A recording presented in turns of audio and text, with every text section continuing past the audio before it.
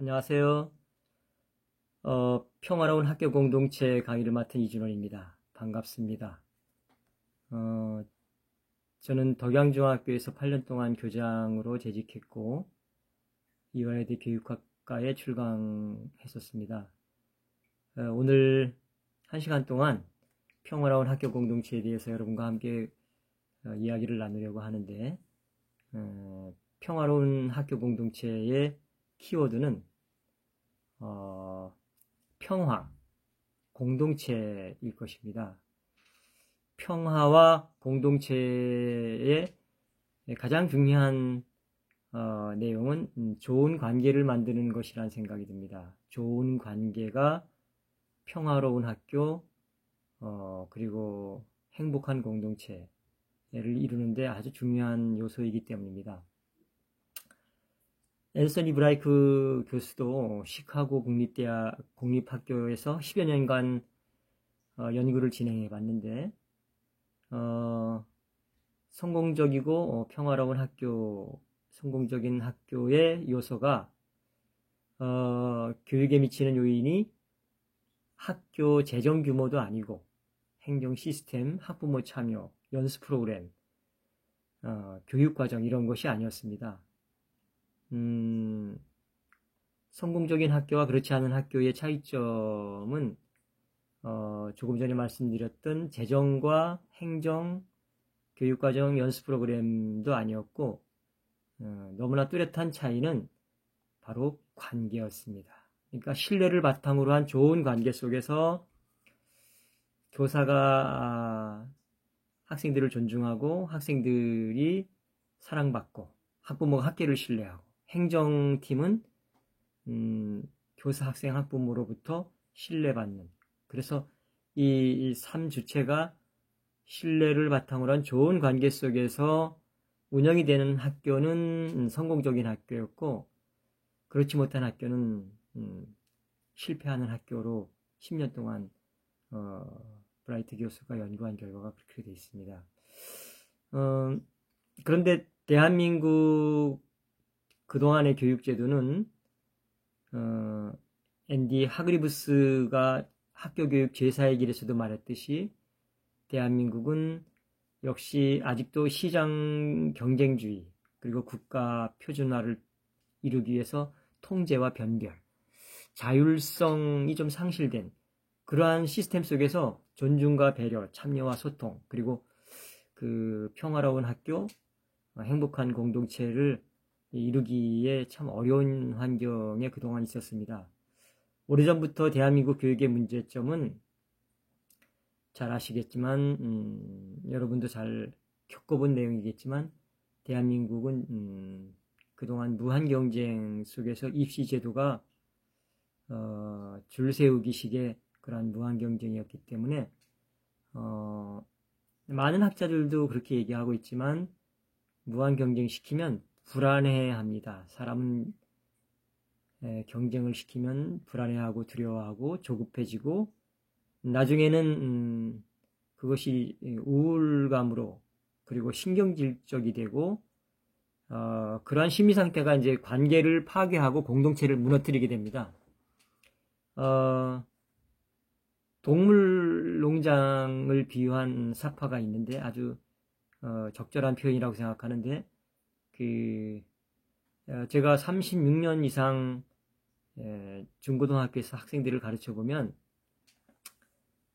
다양한 그 동물의 특성이 있듯이 모든 학생들이 다 다르다는 생각을 합니다. 독수리 같은 아이, 물개 같은 아이, 그리고 뭐 원숭이 같은 특징, 뭐 여러 얼굴 다르듯이 학생들 개개인의 천부적 잠재 역량이 다른데, 우리나라 이제 그 수능을 예를 들면 그런 거죠. 1교시 시험이 동물농장에서 만약에 공정한 선발을 위해서 동일한 시험을 보겠다 하고 1교시가 나무에 오르는 시험입니다. 나무에 오르는 시험. 자, 그러면 붕어는 어떻게, 물고기는 어떻게 할 것이고, 물개는 어떤 심리 상태일 것인가, 그리고 펭귄, 코끼리, 원숭이는 좋겠죠. 나무에 오르는 거 좋아하니까. 그런데 이제 공정한 선발을 위해서 동일한 시험을 보겠다는 그 공정과 동일의 함정이 개개인의 독특한 천부적인 잠재 역량이 무시된 채 일정 교과를 잘 치러내야 하는 그러한 입시 제도에서 많이 스트레스를 받게 되죠. 힘들어하고. 그래서 이러한 입시 제도 속에서 예를 들면 물개가 1교시 나무에 오르는 시험에서 원숭이보다 잘 보려는 노력을 해야 합니다. 대한민국에서는 실제적으로 그것이 가능합니다. 아주 어린 시절부터, 영유아 시절부터 엄마 아빠의 그 뒤에서 뒷받침이 되는 아이들은 아주 그 학원이나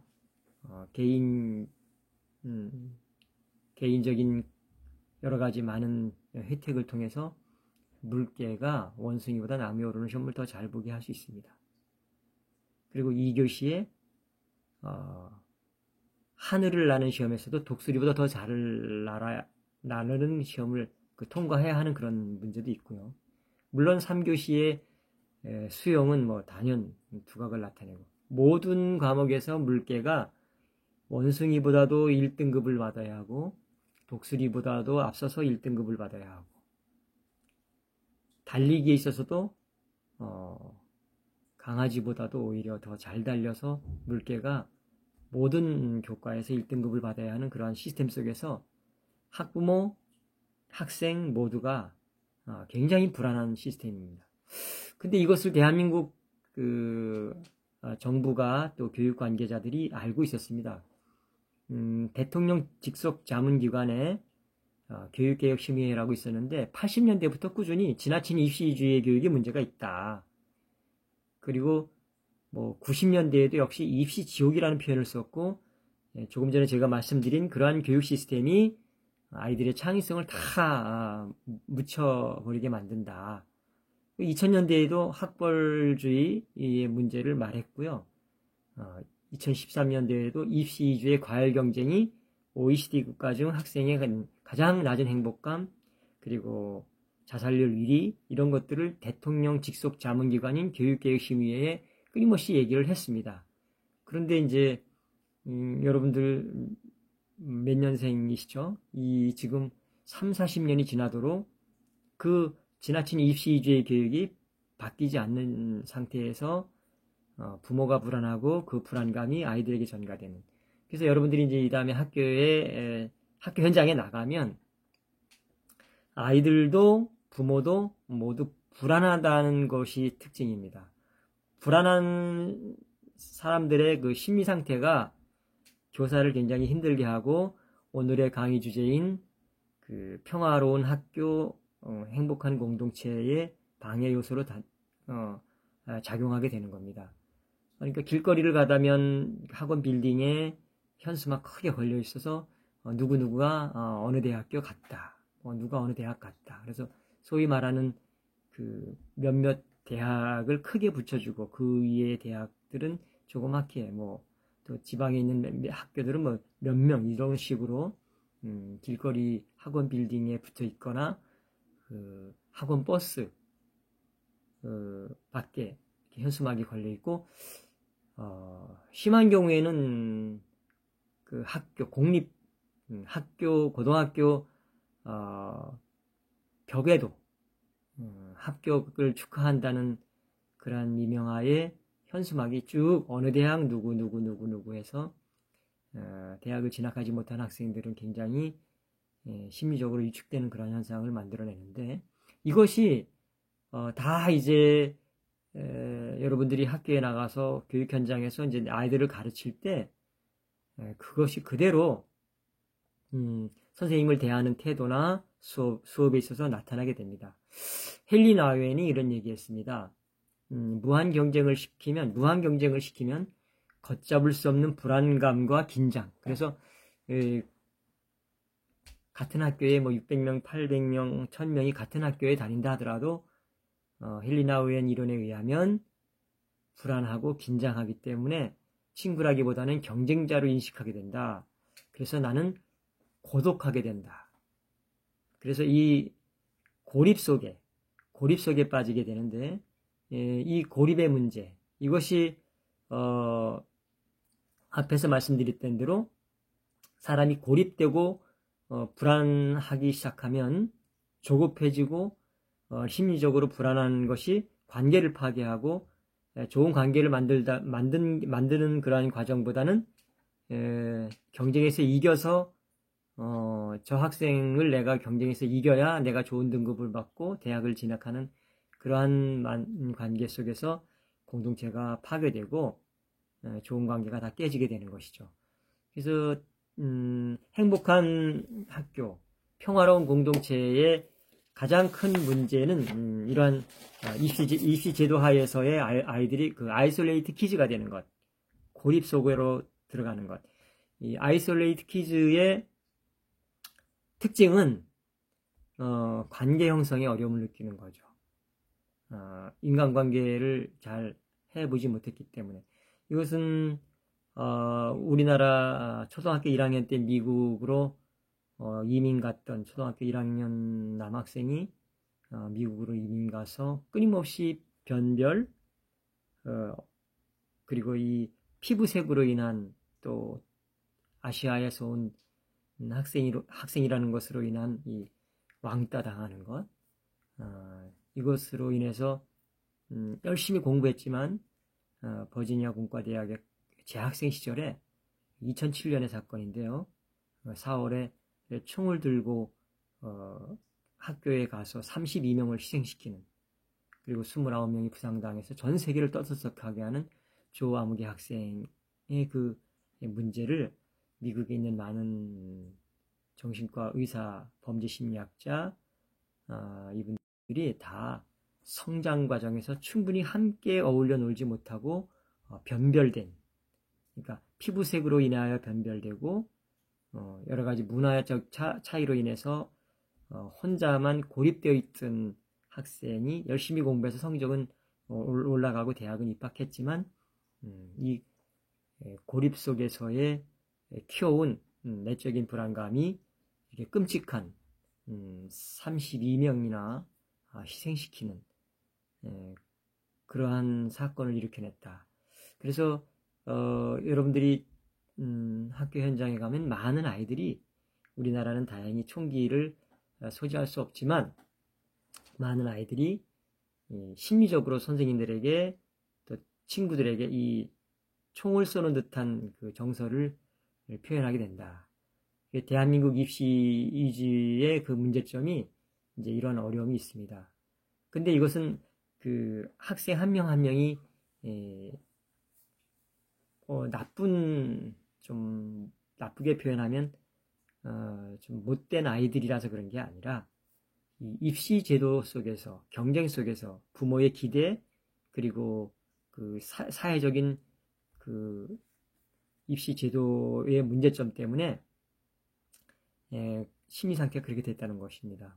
근데 이제 아이들이 이 제도 속에서 살아남기 위해서 여러 가지 뭐 중독으로 들어간다든지 폭력을 쓴다든지 자해를 한다든지 반항을 하게 되는데, 그 반항 중에서는 이제 소극적인 반항도 있고 적극적인 반항이 있는데, 경쟁을 시켜서 거기서 승리자로 서지 못할 것 같은 아이들은 아예 그 경쟁 자체를 포기해버리는 거죠. 그러니까 무기력해지고 수업 시간에 엎드려 잠을 자고 있고, 나는 더 이상 이 경쟁 리그 속에 들어가지 않을 거니까 나를 건들지 마세요 라는 이런 태도가 선생님들을 힘들게 하기도 하고, 적극적으로는 아예 자신의 마음을 그대로 표현하는 거죠. 이런 아이들, 자, 지금까지 설명한 이런 교육제도 속에서의 아이들이 선생님들 수업에 들어올 것이고,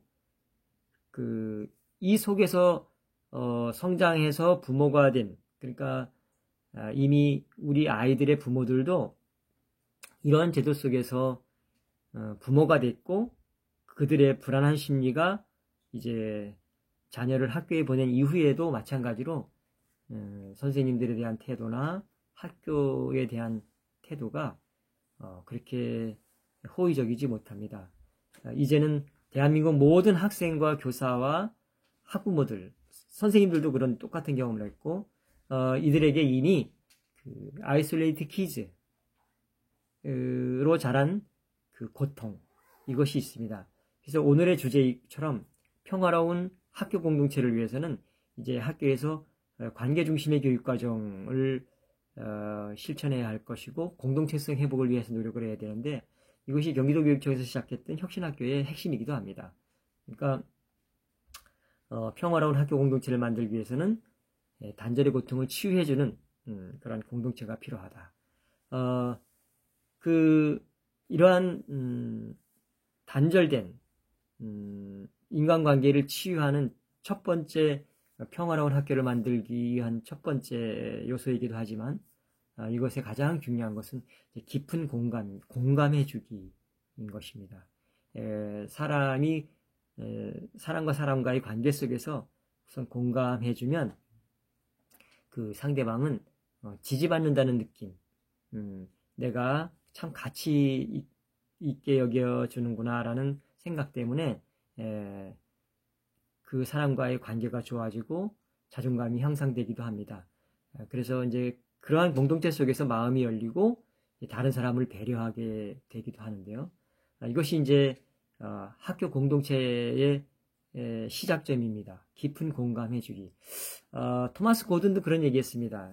이제 주변에 선생님이나 친구들, 부모가 마찬가지겠지만 주변 사람들이 자기의 말을 잘 경청해준다고 느끼는 그런 사람들은 나를 소중한 존재로 여겨주는구나, 그런 생각 속에서 자존감이 올라가고 이해받는다고 생각되고, 그래서 이제 심리적으로 굉장히 충만감, 그리고 그 사람과의 좋은 관계를 만들 수 있는 따뜻함, 이런 관계를 만든다. 토마스 고든의 이야기이기도 한데, 데이비드 하우라는 분도 공감을 해주면, 선생님이 공감을 해주면 아이들은 협동할 줄 알고, 그 다음에 폭력, 학대, 차별 이런 것들, 이기심 이런 것들이 좀 사라져서 좋은 공동체가 만들어진다라고 얘기했습니다. 존중, 공감으로 시작하는 평화로운 학교 공동체의 시작은 덕양중에서의 사례는 그동안 제가 8년 동안 많이 해온 그런 학교 운영에서의 모든 관계 프로그램, 교육과정, 교사, 연수 이런 것들을 한마디로 요약한다면 편안하게 자기의 마음을 말할 수 있는 그러한 문화를 만들어내는 거였습니다. 아주 좋은 시 한 편이 있는데요. 한번 제가 낭독해 드려 볼게요. 우리가 서로에게 자신의 이야기를 할 때라는 제목인데요. 자, 잘 들어보십시오. 학교 공동체의 시작, 평화로운 학교의 시작은 자신의 마음을 전하는 것, 나의 마음을 표현하는 것에 있다고 했는데, 이 시에서 이렇게 말하고 있습니다. 우리가 서로에게 자신의 이야기를 할 때 우리는 동시에 자신의 삶의 의미를 발견하고 고립, 외로움으로부터 치유된다. 이상하게 보일지를 모르나 자신을 아는 것은 자신을 드러내는 것으로부터 시작된다. 열린 마음과 가슴으로 듣는 신뢰할 만한 누군가에게 자신의 삶에 대해 말하는 것을 스스로 들으면서 비로소 우리 자신이 어떤 존재인지 깨닫게 된다. 여기서 우리가 서로에게 자신의 이야기를 할 때, 우리가 스스로 자신의 이야기를 할 때 우리는 동시에 자신의 삶의 의미를 발견하고 고립과 애로움으로부터 치유된다고 말했는데, 샘킨 그리고 애니벨리 폭스라는 분의 시인데 적절히 말해주고 있는 것 같아요. 나의 마음을 서로에게 이야기할 때. 그래서 그 수업에 대한 고민도 서로 나누고, 그리고 나의 수업을 열어서 그 동료 교사에게 보여주기도 하고, 다른 교사의 수업을 보기도 하고, 함께 수업을 디자인해 보기도 하고, 수업 개선 방향에 어떻게 수업을 개선할까의 그 방안에 대해서 함께 나누기도 하는 이러한 교사 공동체가 만들어지는 것이 참 중요하다고 생각하고요. 물론 학급 운영에 대한 것 또 함께 나눌 수 있겠죠. 교육과정 협의회 그 밖에 뭐 워크숍에 가서도 다양한 자신의 내면의 상처까지도 말할 수 있는 학교 분위기가 참 중요하다고 생각합니다. 학생들을 대할 때 이것이 이제 동료 교사와 또 학교 교육의 굉장히 중요한 주체인 학생들에게도 똑같이 적용됩니다. 학생들에게도 이야기를 들어주는 것. 오늘 특강 형식이 1시간이기 때문에 모든 주제를 다 자세히는 말씀드릴 수 없지만 학생들과의 좋은 관계를 만드는 데서 덕양 중에서 그래도 성공적으로 10년 동안 잘 진행하고 있는 것이 회복적 생활교육입니다. 이건 나중에 담당 교수님을 통해서 제가 책을 소개해 드리도록 하겠는데 회복적 생활교육이 참 그 학교 공동체, 행복한 학교, 평화로운 학교, 행복한 공동체를 만드는데 아주 좋은 도구가 될 수 있습니다. 왜냐하면 회복적 생활교육의 아주 핵심은 동그랗게 앉아서 서클로 앉아서 자신의 마음을 전하는, 남을 비난하는 것이 아니라 자신의 말을 전하는 것인데, 왜냐하면 인간은 태생적으로 다른 사람과 연결되고 싶어 합니다. 그리고 관계지향적이고 상호의존적인 본능이 있는데 회복적 생활교육이 이것을 충족시킵니다. 그래서 동그랗게 앉아서 자신의 이야기를 합니다. 그동안 학교에서 선생님들은 학생들을 대할 때 학생들 사이에 어떤 물론 교사와도 마찬가지지만 학생들 간에 어떤 갈등이 일어났을 때 그동안 선생님들이 해야 할 일들은 했던 그 일은 뭐냐면 옳고 그름을 판단하는 판단자의 역할을 해왔습니다. 그리고 그 학생들을 통제하고 변별하는 그런 심판자로 섰었기 때문에 많은 어려움이 있었는데 회복적 생활교육을 접목시키면 회복적 생활교육을 적용해서 학생들을 지도하면 교사의 역할이 그런 옳고 그름을 판단하는 심판자로 서서 학생들과 갈등을 만드는 게 아니라 평화로운 중재자가 됩니다. 갈등을 평화롭게 중재하는 중재자 역할을 쓰게 되고 관계를 회복시키고 그 평화주의자가 되어서 갈등이 귀찮은 것이 아니라 갈등을 교육의 기회로 만들어 내는 그러한 것이 됩니다. 뭐 간단히 소개해 본다면 회복적 생활교육의 그 과정은 이런 겁니다. 그 갈등이 일어났을 때 그 대화 모임에 초대합니다. 초대하고 문제에 서로 좀 직면해 보게 하고 회복할 건 회복하고 책임질 건 책임지고 다시 공동체 안으로 재통합시키는 건데요. 이런 과정을 좀 하기 위해서 교사는 이런 질문을 좀 많이 하죠. 그동안 학생 생활 지도 속에서 응보적인 그 정의의 접근은 어떤 교칙을 위반했는가에 좀 핵심을 뒀죠. 그것이 중요한 질문이었죠. 누가 범인이고 누가 잘못했고 어떤 처벌을 받아야 하는가에 맞춰졌다면 회복적 생활교육에 있어서 회복적 정의는 어떤 피해가 발생했나, 이 피해를 누가 책임져야 하는가, 그리고 피해받은 학생의 요구가 뭔가. 그래서 그동안에 이제 학교 생활 지도에서 응보적인 정의는 이 잘못한 일이 학교 규칙에 어떠한 침해를 가져왔는가였는데 회복적 생활교육에 있어서는 어떤 관계를 훼손했는가의 관점을 갖게 됩니다. 이제 자세한 내용들은 나중에 그 책을 통해서 또 다른 또 강의를 통해서 회복적 생활교육에 대해서 좀 해보도록 할 텐데 그 회복적 생활교육이 학생 생활 지도에 있어서 아주 좋은 도구라는 것을 저는 호킨스 박사의 정서에너지 이론에 근거해서 뒷받침한다는 것을 알 수 있습니다. 왜냐하면 호킨스 박사의 정서에너지 이론은 우리의 말이나 태도나 감정에는 에너지가 있다는 이론입니다. 근데 회복적 생활교육은 호킨스 박사 정서 에너지의 200 이상입니다. 그동안 응보적 그 생활 지도의 관계 속에서는, 학생과 교사의 관계 속에서는 좀 뭐랄까 죄의식을 부추기고 어떤 좀 두려움, 이런 선생님과의 관계를 훼손하는 쪽이 많았는데, 회복적 생활교육은 서로 화목하고 용서하고 좀 뭐랄까 관계 회복에 있어서 호킨스 박사 정서 에너지 250, 300 이상의 에너지를 주고받기 때문에 아주 좋은 관계가 만들어지고, 그 평화로운 학교 공동체를 만드는데 아주 중요한 요소가 됩니다. 그런 얘기 들어보셨죠? 학생들은 수업을 받는 것이 아니고 교사를 받아들인다. 무슨 말인지 아시겠죠?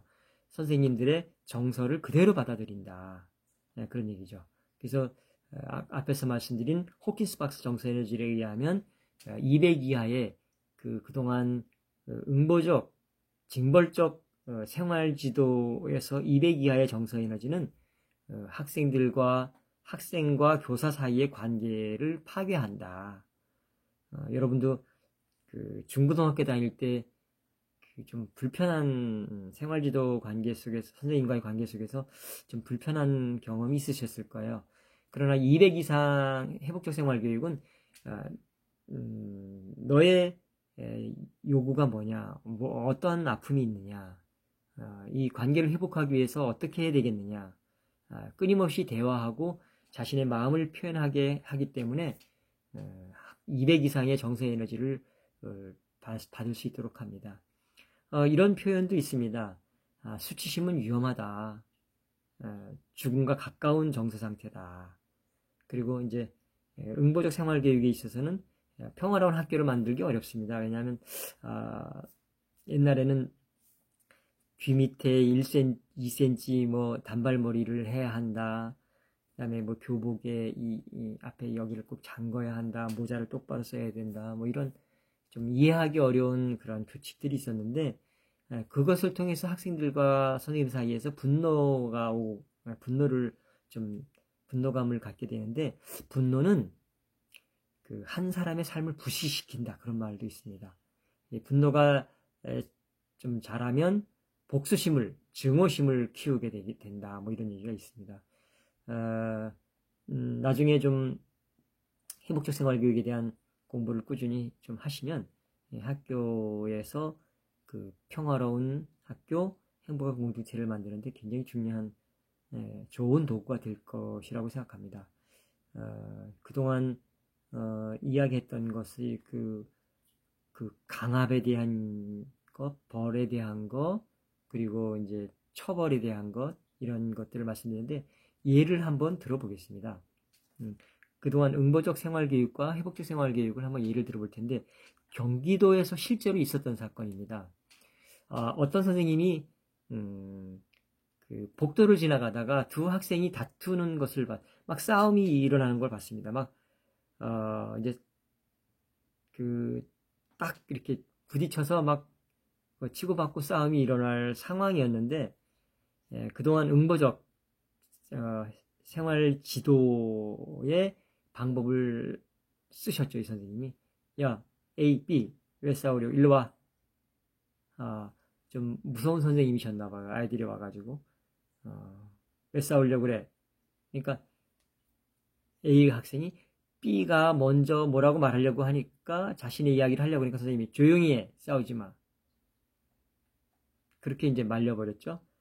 그 진압하는데 한 15초밖에 안 걸렸죠. 너희들 일로 와. 왜 싸워? 얘 B가 먼저 조용히 해. 싸움 혼난다. 알았지? 라고 말하고 이제 선생님은 바쁘시니까 갔죠. 애들은 알겠습니다. 이제 안 싸우겠습니다 하고 이제 교실에 들어갔는데, 이게 갈등이 해결됐을까요? 어떤 일이 벌어졌냐면, 방과 후에 A가 A 친구들에게 이제 얘기했습니다. 물론 이제 점심시간에 얘기했겠죠. 쉬는 시간에 얘기하고, 저 XX가 어떤 선생님 앞에서 자기만 살려고 나를 이렇게 얘기했다. 또 B는 자기 친구들에게 A 저 XX가 학생부장 선생님이 오라 그래서 얘기하니까 자기만 살려고 이러이런 얘기했다. 이렇게 싸가지 없는 놈이네. 한번 손 좀 봐줄까? 이렇게 된 거죠. 그래서 방과 후에 7대 8 이렇게 패싸움이 일어나 버렸습니다. 패싸움이 됐습니다. 그러니까 1대1의 싸움이 그룹 대 그룹의 싸움으로 크게 번져서 아주 큰 사건이 벌어진 적이 있습니다. 이것을 회복적 생활교육으로 접근하면 어떻게 될까요? 지나가다가 불러서 무슨 일 있었냐? 그래?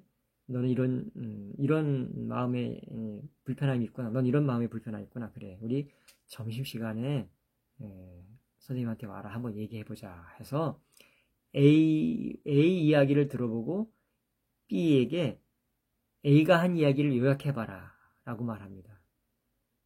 그리고 그러면 이제 A가 급식 당번인데 얘가 이러이러한 핑계 대서 나 혼자에게만 일을 시켰어요 라고 말을 표현했다. 그러면 그것을 그대로 B 학생에게 A가 뭐라고 말했지? 네가 한번 얘기해봐. 그리고 다시 또 B 학생에게 이 말이 맞냐? 이렇게 말한 게 맞아? 그것을 A, B 오가면서 계속 B가 이렇게 말했는데 A 맞아? A가 이렇게 했는데 B 맞아? 이렇게 말을 했구나. 서로 오고 가고 말을 주고 받고 하면서 자신들의 얘기를 충분히 할 수 있는 기회를 주고 사실은 그래서 그런 게 아니라 이렇게 된 거예요 라고 말하고 그렇게 해서 1회기에 안 된 2회기, 3회기, 3번, 4번 꾸준히 해가면서 둘 사이의 감정을 풀어내고 화해하는 과정이 물론 15초 만에 진압시키는 방법이 편한 것 같지만 사실은 아이들의 갈등을 더 증폭시켜 나갈 수 있습니다. 이러한 것들을 통해서 학생과의 관계가 평화롭게 될 수도 있습니다. 어느 그 교사 단체에서 몇 년 전에 스승의 날 선생님들에게 설문조사한 게 있습니다. 선생님들에게 어떠냐, 학생 지도가 어떠냐, 학생 지도하기 어떠냐라고 말했을 때 71.6%가 힘들다라고 표현하지 않고 고통스럽다라고 표현했습니다. 왜냐하면 고통의 이유가 관계를 학생 생활지도에서 관계를 악화시키는 경우가 많다. 그리고 상대에게 서로 거부감과 저항심을 일으키게 된다. 그래서 35.6% 선생님이 교사의 권위를 인정하지 않는 학생의 태도 때문에 힘들다. 그리고 19.6% 선생님이 학생 지도에 대해서 학부모가 항의를 한다. 그리고 18.7% 선생님은 학교폭력 그리고 생활지도 상담지도 과정 자체가 참 힘들다라고 표현했습니다. 파크 파머도 그랬고 알피콘의 이야기를 빌리자면 가르침이란 진리의 커뮤니티가 실천되는 공간을 창조해 주는 것이다. 그러니까 그 어떤 응보적인 관계, 처벌, 어떤 징벌적인 학생과 교사의 관계는 그렇게 그 파크 파머가 얘기한 진리의 커뮤니티가 실천되는 공간을 창조해내기가 어렵습니다. 어떻게 하면 저 선생님의 눈빛을 피할까? 어떻게 하면 이 징계로부터 내가 벗어날 수 있을까? 어떻게 하면 이 어려운 불편한 이 갈등 관계를 피할까? 이것만 연구하게 되어서 그 진심 어린 성장과 배움이 일어나기 어렵습니다. 알피콘도 이런 얘기했습니다. 자신이 판단되거나 창피당한 두려움이 없을 때 학생들은 자신의 사고를 스스로 확장시키고 가능성을 마음껏 발휘할 수 있게 된다. 그런 얘기를 했습니다. 그러니까 창피를 주거나 어떤 억압하거나 이렇게 하지 않는 것이 그렇게 하지 않고 인간의 존엄을 그 아이의 그 존재 자체를 인정해가면서 서로 대화로 풀어가는 회복적 생활교육을 추천해드리고요. 두 번째는 선생님들이 이제 교육 현장에 나가기 전에 반드시 내면 아이, 이너 차일드라고 하는데 내 성장 과정에서 내 마음속에 있는 어린아이 같은 그런 마음을 치유하는 그런 치유적인 접근이 필요합니다. 이것도 예를 들어 드려볼게요. 어떤 선생님이 그 수업 시간에 선행 학습을 했는지 어떤 아이가 선생님이 설명하고 나면 꼭 선생님 그거보다 이렇게 하는 게 더 잘 풀리는데요. 뭐 이런 식으로 그거보다는 이렇게 하는 게 더 좋지 않을까요? 라고 수업 시간마다 얘기하고 하는 학생이 있었습니다. 근데 이 여선생님이 그 아이를 볼 때마다 잘난 척하는 게 너무 불편했습니다. 그래서 좀 어떻게 좀 표현하기 어려운 그런 그 마음을 저에게 표현했습니다. 그 아이가 참 불편하다. 좀 이렇게 확 때려주고 싶은 마음이 든다. 그런 표현을 하셨어요. 그래서 제가 숙제를 내드렸습니다. 그 선생님에게. 그 학급에 수업 들어가는 선생님들에게 그 아이를 볼 때 어떤 마음이 드는지 한번 물어보세요. 했더니 선생님이 그 다음에 저에게 와서 깜짝 놀라면서 다른 선생님들은요, 그 아이가 너무 착하대요. 그런 아들 좀 줬으면 좋겠대요. 어떤 선생님은 그 아이 볼 때마다 키도 크고 공부도 잘하고 부반장이고 똑똑하고 너무 좋다는 거예요. 그러면서 그럼 내가 이 선생님을 제가 가명으로 김수진 선생님이라고 할게요. 김수진 선생님이 저에게 이러는 거예요.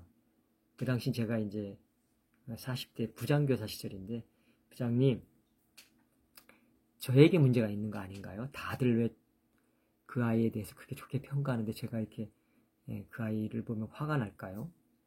그래서 제가 그렇게 얘기했어요. 그 아이에게 김수진 선생님에게 문제가 있다기보다는 김수진 선생님 속에 내면 아이가 그 아이의 행동을 볼 때 불편하게 만드는 거예요. 그것을 내면 아이라고 합니다. 선생님 어린 시절의 이야기를 좀 듣고 싶네요. 그런 얘기를 좀 나눈 적이 있는데, 그 선생님 어린 시절부터 오빠와 남동생 사이에 끼인 선생님인데 이렇게 좀 많이 부모님이 편애를 하셨더라고요.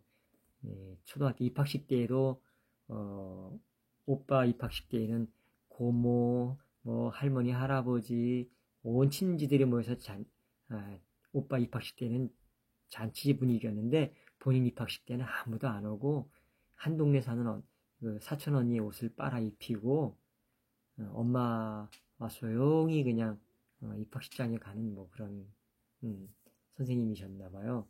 그리고 이제 그것도 참아낼 수 있겠는데 그 오빠가 뭐 설날 같은 때 할아버지한테 세배를 하면 할아버지가 오빠에게는 파란색 지폐를 주고 자기에게는 1,000원짜리 이렇게 던져주고 그럴 때마다 오빠가 자랑했대요.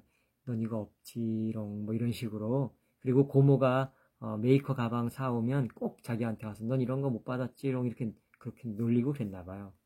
근데 이제 그것이 점점 쌓여 나가다가 고등학교 1학년 때 엄마가 결정적으로 김수진 선생님이 기말고사 공부하는데 다가와서 수진아, 내 오빠가 내년에 대학 가는데 너까지는 못 가르칠 것 같아. 너는 대학 가지 말고 취업했으면 좋겠어 라고 말을 했다는 거예요. 그래서 이 선생님이 복수하려고 이 집을 떠나려고 공부를 했대요. 열심히 공부해서 저 오빠를 이겨내리라. 복수심에 불타서 공부를 해서 국립대학교 사범대학 가서 임용고시 합격하고 학교 나왔는데, 그 선생님 속에는 어렸을 때부터 엄마, 아빠, 할머니, 할아버지로부터 차별받았던 그런 내면 아이가 있는 거예요.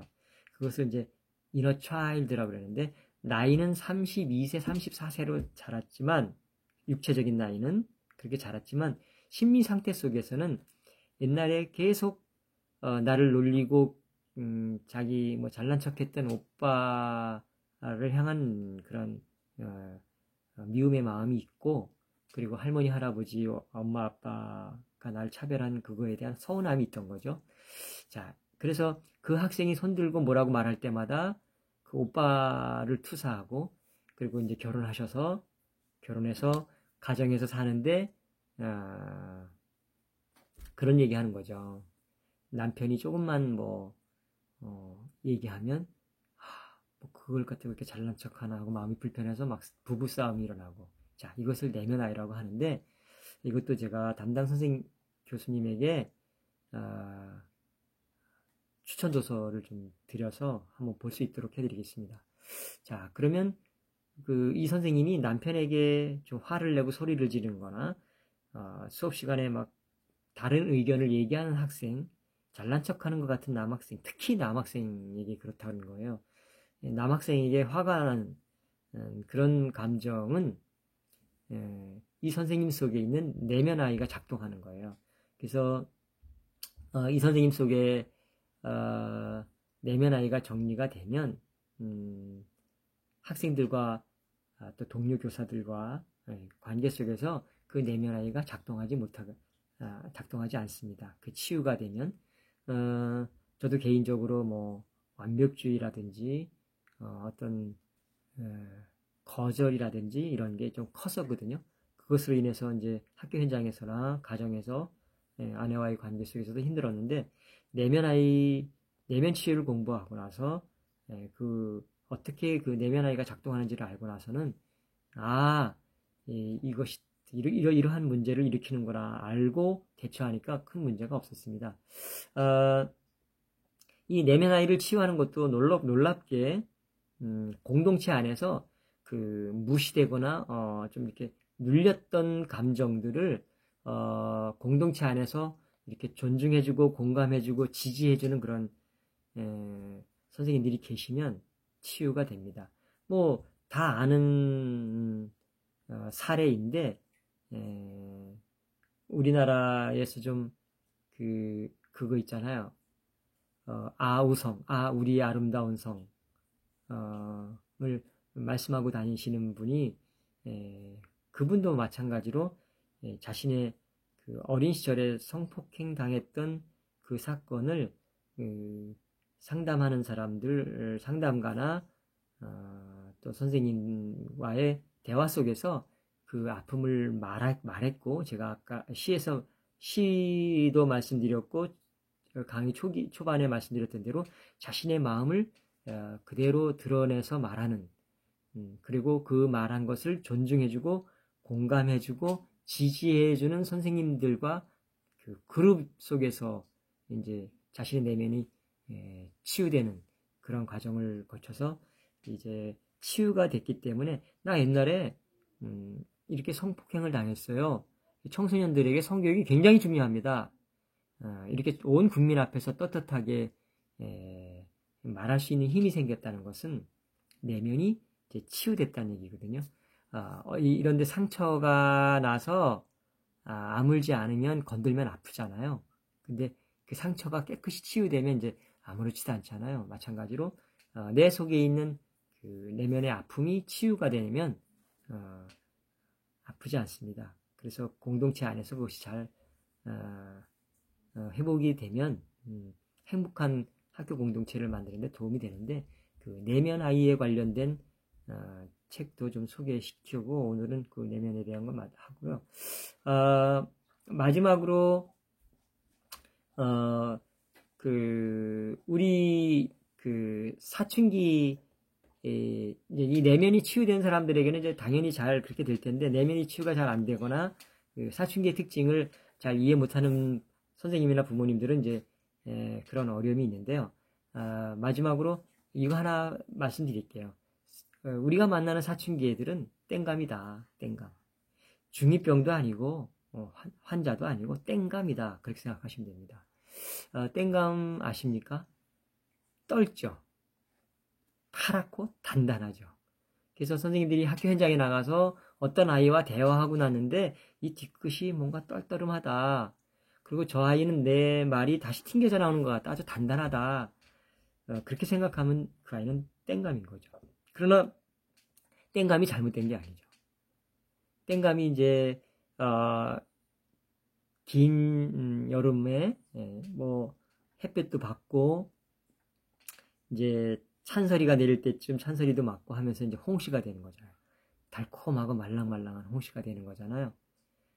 이 땡감이 홍시가 되는 과정, 이 과정을 선생님들이 부모님들과 선생님들이 좀 지켜주고 바라봐줘야 하는데, 부모님 속에도 선생님 속에도 이 사춘기 같은 땡감이 있다면 부딪혀서 싸움이 일어나는 거죠. 그래서 그 긴 설명은 못 드리고 이제 요약하면 이렇게 생각하시면 됩니다. 자, 내가 만나는 모든 학생들은 땡감이다. 나는 달콤하고 말랑말랑한 나의 예의에 귀 기울이고 예의 바른 태도를 보이는 홍시를 기대하지 말자. 내가 만나는 모든 아이들은 땡감이다. 땡감의 특징이 뭐죠? 침울해하고 말을 잘 안 하는 때가 많습니다. 막 선생님한테 대들기도 합니다. 그리고 가끔씩 이렇게 선생님을 피하고 사람들과 함께 어울리는 것을 싫어하기도 하고요. 엄마나 선생님의 옷 입는 스타일을 막 비난하기도 하고요. 가족보다는 친구들과 지내는 것을 더 좋아하는 특징이 있고요. 가장 많이 드러나는 것이 말을 막 하는 거죠. 말을 버릇없이 막 하죠. 왜? 땡감이니까. 내가 이 말을 하면 저분이 어떻게 생각할까? 이런 거 생각하지 않습니다. 그냥 생각나는 대로 막 말합니다. 막 말하고, 영유아 시절부터, 엄마 뱃속에서부터, 땡감이 될 때까지, 중학생, 늦은 경우에는 고등학교 1학년, 중학생 될 때까지 내면에 눌려있던 것을 다 풀어내는 시기가 땡감이거든요. 그것이 다 떫은 맛이 풀어내지고, 이제 성장해야 이제 홍시가 되는 건데, 이렇게 말을 막 합니다. 그럴 때 선생님 저를 따라해 보시겠습니까? 나 때문에 그러는 게 아니다. 나 때문에 저 애가 그러는 게 아니다. 나 때문에 그러는 게 아니라 저 아이가 뭐기 때문에? 왜? 나 때문에 이 애가 이러는 것이 아니다. 그걸 계속 반복하셔야 됩니다. 머리에서 가슴으로 올 때까지. 왜 이 아이가 왜 이런다? 땡감이니까. 그래서 학교에서 심각한 교사와 학생 사이의 갈등은 땡감의 태도를 나를 공격한다고 생각하기 때문에 사건이 커집니다. 그래서 예를 들면 이런 거죠. 만약에 덕양중 몇몇 아이가 교장 선생님, 덕양중 밥맛 없어요. 만약에 그런 얘기를 했다. 그런 말을 아주 아주 엄청난 땡감 그런 얘기를 할 수 있을 텐데, 그럼 교장도 땡감이라면 어떻게 반응해야 될까요? 야, 밥맛 없어 임마? 그러면 밥맛 있는 학교로 가! 그리고 막 싸우는 거죠. 교장하고 아이들하고. 그럼 땡감 대 땡감이 싸우는 거죠. 만약에 학교장이 마음이 정리된, 내면이 정리된 교장이라면, 그래? 밥맛이 없다는 거니, 급식 맛이 없다는 거니, 급식 맛이 없다는 거예요. 잠깐만 들어와 봐. 그럼 교장실에 들어와서 한 2-3명의 아이 앉히고, 따뜻한 차도 주고, 빵도 주고, 이렇게 주워가면서 한번 얘기해봐. 어떻다는 거야? 그러면 이제 제정신, 1분에서 2분만 땡감 아닌 어른이 들어주면 제정신이 돌아옵니다. 아이들이. 그럼 사실은 교장 선생님, 오늘부터 1학년이 먼저 급식을 먹게 됐잖아요.